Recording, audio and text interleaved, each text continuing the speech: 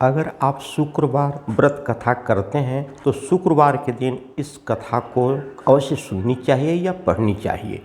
ऐसा करने से माता जी प्रसन्न होती है। तो आइए शुक्रवार व्रत कथा प्रारंभ करते हैं। ध्यान से सुनिए। एक गांव में एक बुढ़िया रहती थी जिसके 7 बेटे थे। 6 बेटे कमाने वाले थे और एक बेटा निकम्मा था। बुढ़िया माँ 6 पुत्रों का जूठा 7वें पुत्र को देती थी खाने के लिए। 7वां पुत्र एक दिन अपनी पत्नी से बोला, देखो मेरी माता का मुझ पर कितना प्रेम है। वह बोली, क्यों नहीं, सबका जूठा तो बचा हुआ तुमको खिलाती है। वह बोला, जब तक आंखों से न देखो मान नहीं सकते। पत्नी ने हंस करके कहा, देख लो तब मान जाओगे। कुछ दिन बाद एक बड़ा त्योहार आया। घर में 7 प्रकार के भोजन और चूरमा के लड्डू बने।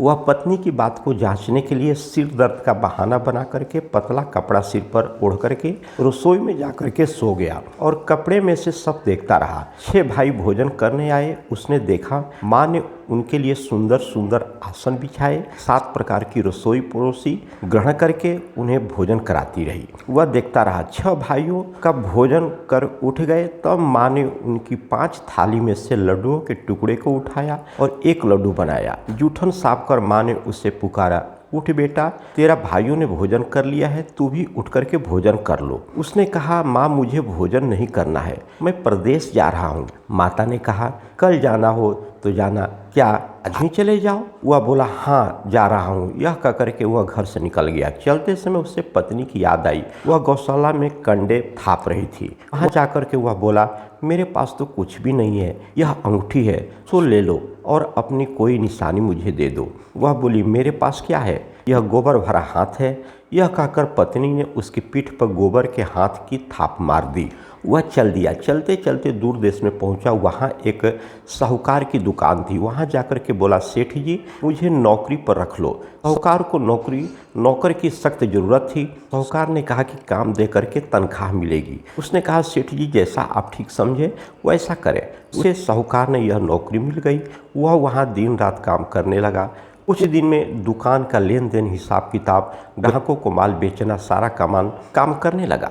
साहूकार के 7-8 नौकर थे। वे सब चक्कर खाने लगे, यह इतना काम कैसे कर लेता है। लेकिन उसने अपनी लगन, परिश्रम और ईमानदारी से सभी को पीछे छोड़ दिया। उसे अपने किए का फल मिला। सेठ ने भी उसका काम देख करके प्रसन्न हो गया और 3 महीने में उसे मुनाफे में साझेदारी बना दी दुकान में। परिश्रम करते करते 12 वर्ष हो गए। वह नगर का नामी सेठ बन गया और सेठ अपना सारा कारोबार उस पर छोड़ करके बाहर तीर्थ करने चला गया। इधर उसकी पत्नी पर क्या बीती वह सुने। सास ससुर उसे दुख देने लगे। गृहस्थी का काम करवाते थे, उसे लकड़ी लेने के लिए जंगल में भेजते थे। इस बीच घर की रोटियों को आटे से जो भूसी निकलती थी उसकी रोटी बना करके रख दी जाती थी और टूटे नारियल की नरेली में पानी दिया जाता था उसकी पत्नी को। इस तरह दिन बीतते रहे। एक दिन वह जब जंगल में लकड़ी लेने जा रही थी तब उसे रास्ते में बहुत सी स्त्रियां संतोषी माता का व्रत करते दिखाई दी। वह वहाँ खड़ी होकर के पूछने लगी, बहनों यह तुम किस देवता का व्रत कर रही हो और इसको करने के क्या फल मिलता है? इस व्रत के करने की क्या विधि है? यदि तुम इस व्रत का विधान मुझे समझा करके कहोगी तो मैं इस व्रत को करूँगी, बड़ा एहसान मानूंगी आप सभी की। में से एक स्त्री बोली, सुनो यह संतोषी माता का व्रत है। इसके करने से निर्धनता, दरिद्रता का नाश होता है, घर में लक्ष्मी माता आती है, मन की चिंताएं दूर हो जाती है, मन प्रसन्न हो जाती है, शांति मिलती है, निपुति को पुत्र मिलता है और गरीब को धन मिलता है। प्रीतम बाहर गया हो तो वह शीघ्र ही घर लौट आता है। कुंवारी कन्याओं को मनपसंद वर मिलता है। मुकदमा चल रहा होता है तो खत्म हो जाता है। कलह क्लेश की निवृत्ति हो जाती है, सुख शांति होती है, घर में धन जमा हो जाता है, धन जजाज का लाभ होता है तथा और भी मन की जो भी कामना होती है सब संतोषी माँ की कृपा से पूरी हो जाती है। इसमें कोई संदेह नहीं है। वह पूछने लगी, यह व्रत कैसे किया जाता है, यह भी बताओ, बड़ी कृपा होगी। वह स्त्री कहने लगी, बिना परेशानी, श्रद्धा और प्रेम से जितना भी बन सके प्रसाद, 5 पैसे से 5.25 आने तक, इससे भी ज़्यादा शक्ति और भक्ति के अनुसार गुड़ और चना ले। हर बार को निहार कर रह करके कथा, निराहार रह करके कथा सुनना चाहिए। इसे कम नहीं टूटे। लगातार नियम पालन के करना, सुनने वाला कोई न मिले तो घी का दीपक जला करके उसके आगे जल के पात्र को रख करके कथा सुनना चाहिए, परंतु नियम न टूटे। जब तक कार्य सिद्ध न हो नियम पालन करना और कार्य सिद्धि हो जाने पर व्रत का उद्यापन कर देना।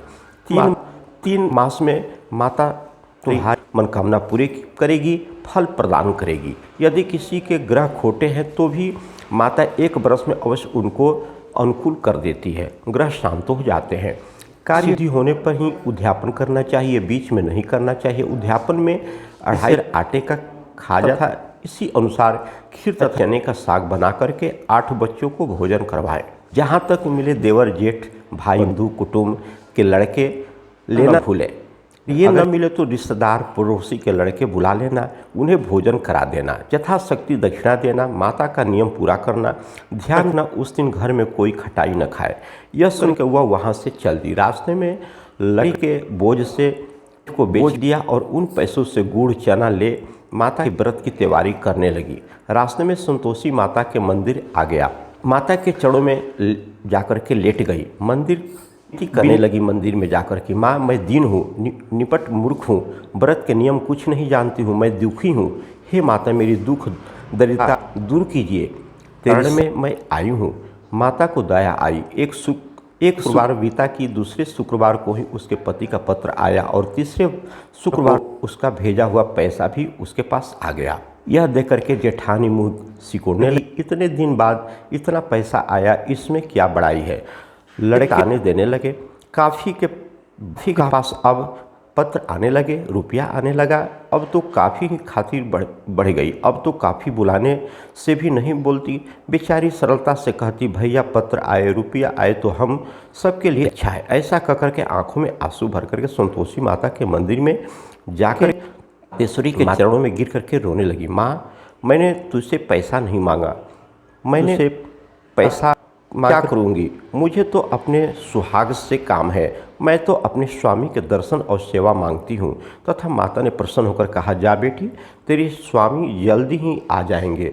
यह सुनकर खुशी से बावली हो गई और वह घर जाकर के काम करने लगी। संतोषी माँ विचार करने लगी, इस भोली पुत्री को मैंने कह तो दिया कि तेरा पति शीघ्र आ जाएगा, पर आएगा कहाँ से? वह तो इसे स्वप्न में भी याद नहीं करता है। इसकी याद दिलाने के लिए मुझे ही कुछ करना पड़ेगा। संतोषी माता ने उस बुढ़िया के बेटे को स्वप्न में समझाया, पुत्र तेरी घरवाली कष्ट बहुत ही उठा रही है।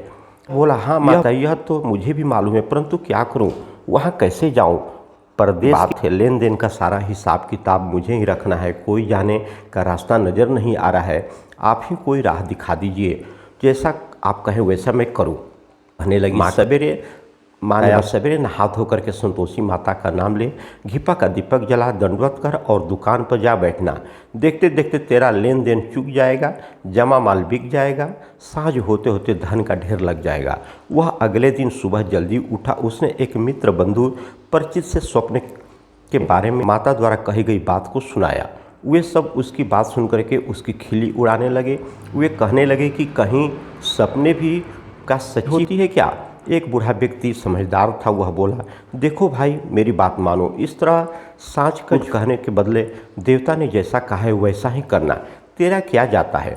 बूढ़े की बात मान करके नहा धो करके उसने संतोषी माता को प्रणाम किया, फिर दिला करके दुकान पर जा बैठा। शाम तक धन का ढेर लग गया। वह हैरान हुआ, मन में संतोषी माता का नाम लेकर के प्रसन्न हो घर जाने के वास्ते गहना कपड़ा सामान खरीदने लगा। सब काम से निपट करके अपने घर को रवाना हुआ।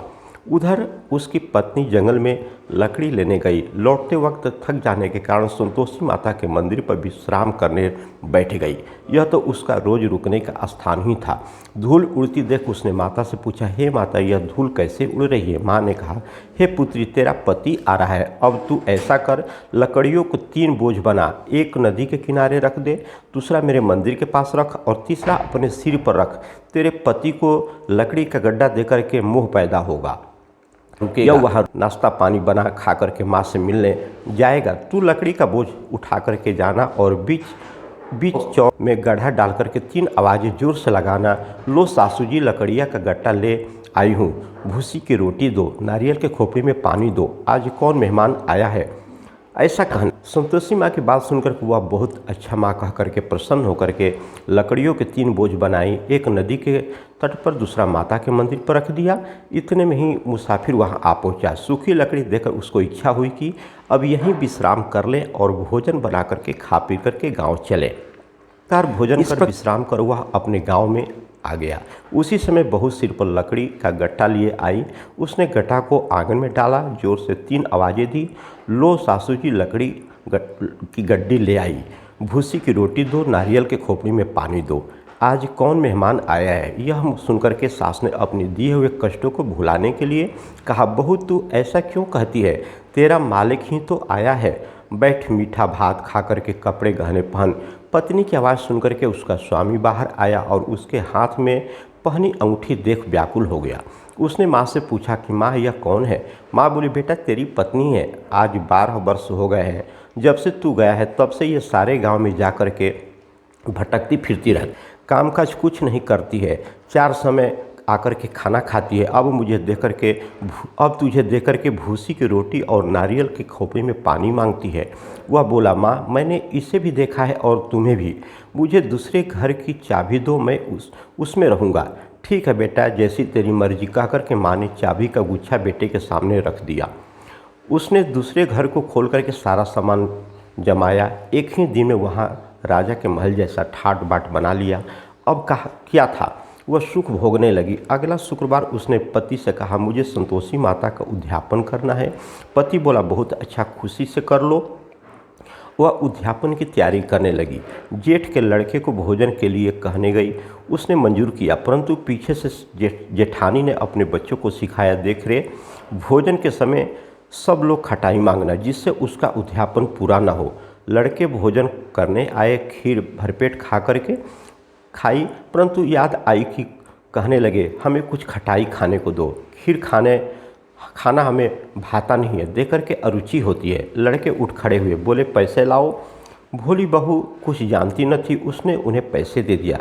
लड़कों ने बाजार जाकर के उन पैसों से इमली खरीद लाई और खाई। यह देकर के बहू पर माता जी क्रोधित हो गई। राजा के दूत उसके पति को पकड़ करके ले गए। अब सब माल हो जाएगा जब जेल की रोटी खाएगा। बहू से यह वचन सहन नहीं हुए। वह संतोषी माता के मंदिर में गई और कहने लगी, माता तूने यह क्या कर दिया, हंसा करके क्यों रुला दिया। माता बोली, पुत्री तूने मेरा व्रत भंग किया है, इतनी जल्दी सब बातें भुला दी। वह बोली, माता भूली तो नहीं हूँ, न कुछ अपराध किया है, मुझे तो लड़कों ने भुला डाला है, मुझे क्षमा करो माँ। माँ बोली, ऐसी भूल कभी मत करना।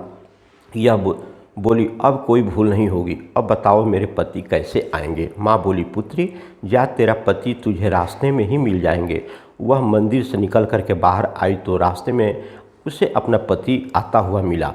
उसने पूछा, कहाँ गए थे। वह बोला, इतना धन जो कमाया था उसका कर राजा ने मांगा था, वह भरने गया था। वह प्रसन्न होकर के बोली, भला हुआ, अब घर चलो। फिर अगला शुक्रवार आया। वह बोली, मुझे माता का उद्यापन करना है। पति ने कहा, ठीक है करो। वह फिर जेठ के लड़के को भोजन के लिए कहने गई। जेठानी ने लड़के को सिखा दिया कि तुम पहले ही खटाई मांगना। लड़के भोजन करने बैठे, लेकिन भोजन करने से पहले ही कहने लगे, हमें खीर पूरी नहीं चाहिए, हमें अच्छा नहीं लगता, कुछ खटाई खाने को दो। यह बोली, खटाई खाने को नहीं मिलेगा, खाना है तो खीर खाओ, पूड़ी खाओ, नहीं तो उठ कर के चले जाने पर चले जाओ। उनके कहने पर उठ कर के उन्होंने चले गए। उसके बाद उन्होंने ब्राह्मणों के लड़कों को बुला करके भोजन कराया, दक्षिणा की जगह उन्हें एक एक फल दिया। इससे संतोषी माँ प्रसन्न हो गई।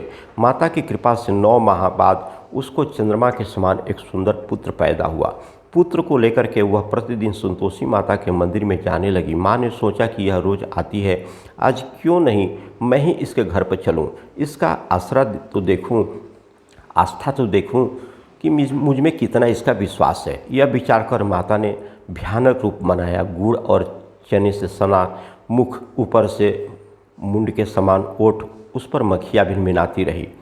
दहलीज पर पैर रखते ही उसकी सास चिल्लाई, देख रहे कौन चुड़ैल डाकिनी चली आ रही है, लड़को इसे भगाओ, नहीं तो सबको खा जाएगी। बहू रोशनदान से देख रही थी, वहीं प्रसन्न हो उठी। आज मेरी माता मेरे घर आई है, यह कह करके दूध पीते बच्चे को गोद से उतार दिया। इस पर उसकी सास क्रोध में भर करके बोली, अरे रानी, इसे देख करके कैसी उतावली होती है, जो बच्चे को फटक कर फेंक करके जा रही है। इतने में माँ के प्रताप से जहाँ देखो वहाँ लड़के ही लड़के नज़र आने लगे। यह बोली, माँ जी, मैं जिनका व्रत करती हूँ यह वही संतोषी माता जी है। इतना कह उसने झट से घर के सारे किवाड़ खोल दिए। सबने माता के चरण पकड़ लिए और विनती कर कहने लगे, हे माँ, मैं मूर्ख हूँ, अज्ञानी हूँ, तुम्हारे व्रत की विधि हम नहीं जानते। तुम्हारा व्रत भंग कर हमने बड़ा अपराध किया था। हे माता, आप हमारे अपराधों को क्षमा कीजिए। इस प्रकार बार बार कहने पर संतोषी माँ प्रसन्न हो गई। इसके बाद उसकी सास कहने लगी, हे संतोषी माता, आपने बहू को जैसा फल दिया वैसा सबको देना। जो यह कथा सुने या पढ़े उसका मनोरथ पूर्ण करना। यह कथा सुनने से कहने से सबका मनोरथ पूर्ण होता है। सब बिगड़े हुए काम बन जाते हैं, धन की प्राप्ति होती है, गरीबी दूर हो जाती है।